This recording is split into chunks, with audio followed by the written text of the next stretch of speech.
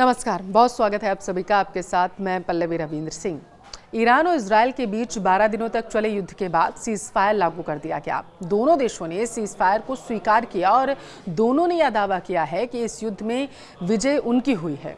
Iran ने तो Israel और अमेरिका पर राष्ट्रीय विजय हासिल करने का ऐलान करते हुए दिल्ली स्थित ईरानी दूतावास में भारत की जनता, राजनीतिक दलों, मीडिया, आध्यात्मिक नेताओं को भी धन्यवाद दिया है। देखिए, यह पहला मौका है इतिहास में जब मध्य पूर्व क्षेत्र में चल रहे तनाव के समाप्त हो जाने पर किसी देश ने इस तरीके से खुलकर भारत को धन्यवाद किया है। वैसे ईरान के साथ भारत के ऐतिहासिक संबंध रहे हैं और इजरायल के साथ बेहद करीबी सैन्य संबंध होने के बावजूद इस बार युद्ध की शुरुआत के बाद पीएम नरेंद्र मोदी और ईरान के राष्ट्रपति मसूद पेजेश्कियन के साथ टेलीफोन पर बातचीत हुई थी।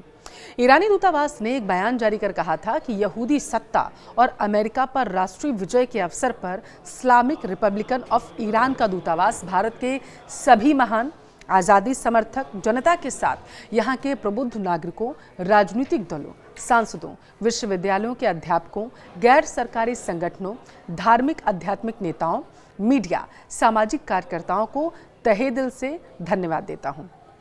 अब देखिए, ये लोग महान देश ईरान के साथ मजबूती के साथ खड़े रहे।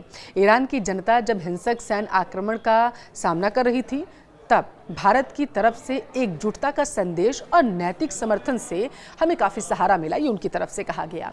यह भाव इस देश की जनता की जागृत अंतरात्मा और न्याय, अंतर्राष्ट्रीय कानून को लेकर उनकी प्रतिबद्धता को दर्शाती है।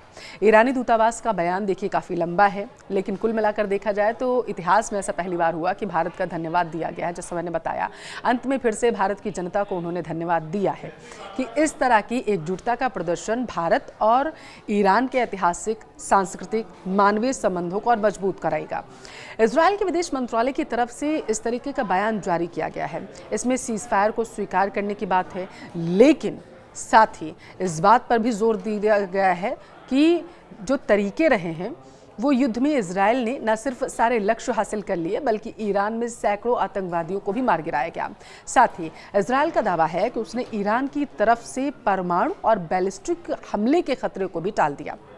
यह दावा भी युद्ध के परिणाम में इजरायल को विश्व की अग्रणी शक्तियों की कतार में आगे स्थापित कर चुका है।